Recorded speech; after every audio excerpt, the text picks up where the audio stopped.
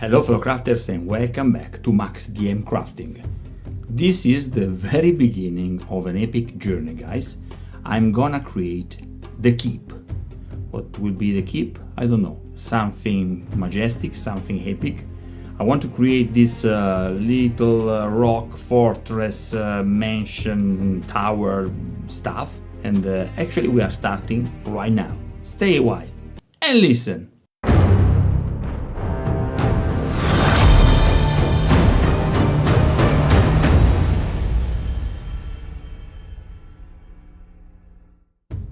I've got some sketches, guys, and this will help me to keep track of what I'm doing, okay?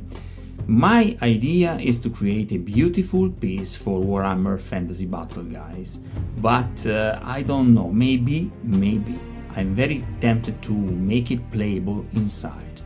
For that reason, I want to start with the base, but the base will be, in pieces, and I have in mind this idea to, to make something openable, and then you will look all the interiors that you can use for playing your fantasy D&D campaign and stuff.